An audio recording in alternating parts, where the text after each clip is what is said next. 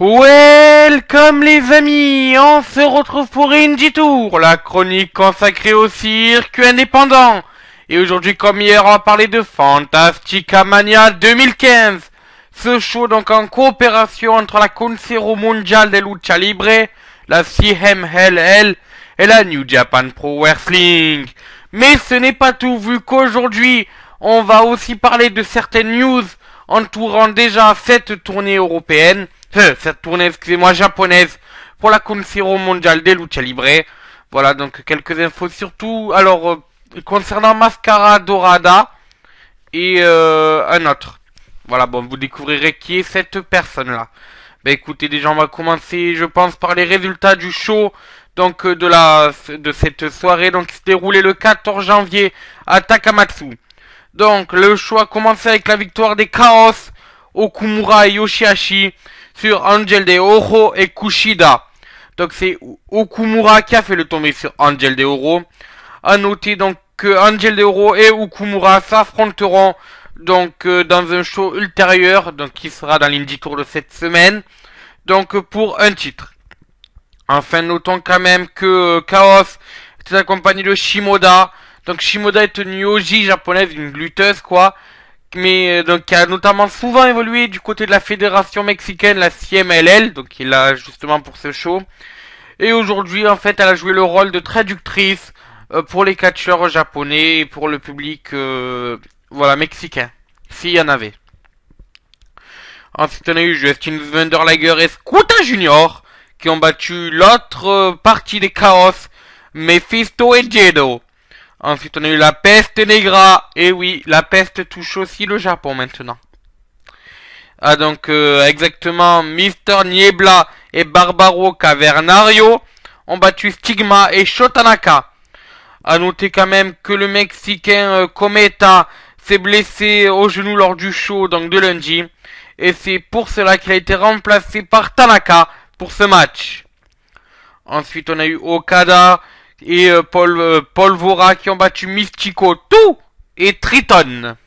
Mystico Dos, on devrait dire, bien sûr, vu que c'est mexicain. Ensuite, on a eu encore une fois Chaos.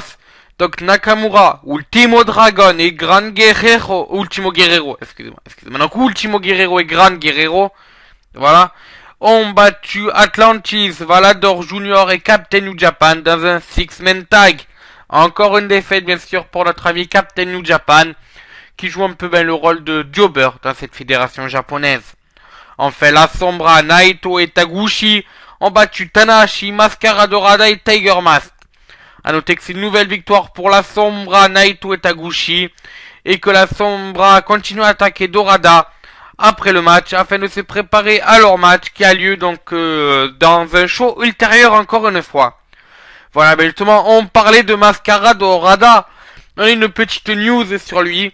Donc, comme vous le savez, depuis le mois d'octobre, la New Japan et Mascara Dorada se négocient un peu quelques contrats.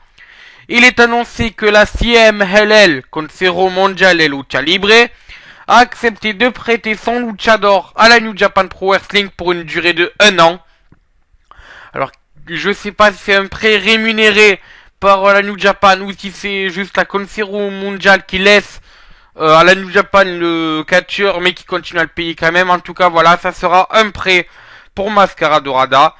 D'ailleurs, ce dernier est en fait avec la Sombra et ils se parlent dans les tribunes. Ils se parlent, enfin, on entend du moins dire dans les tribunes justement que la Sombra pourrait donc continuer à la New Japan Pro Wrestling. Plus exactement, il semblerait qu'il entamerait une feud avec Nakata, et donc ce qui laisse penser bien sûr que le Mexicain entamerait donc quand on dit une feud, ça serait sur du long terme bien sûr. Cela voudrait dire donc que la Sombra continuerait son partenariat avec la New Japan Pro Wrestling et donc catcherait sûrement là-bas encore quelques mois. Cela renforce bien sûr ce côté puissant que recherche la New Japan Pro Wrestling, ce côté limite mondial. Parce que ben si on regarde, on a des catcheurs mexicains, la Sombra, Mascara Dorada, et j'en passe. On a des catcheurs américains, Alex Shelley, AJ Styles et tout qui arrivent dans les grands shows, les Red Dragon aussi. Et on a des catcheurs japonais. Donc voilà, on a aussi quelques catcheurs canadiens, mais je les compte dans les américains. C'est au niveau du style de catch, c'est quasi identique. Donc voilà, ça montre que la New Japan Pro Wrestling s'exporte de plus en plus. Et ça ne serait pas étonnant de les voir grandir de plus en plus, justement. Voilà, bon, mais c'est sur ce que se termine cet Indie Tour.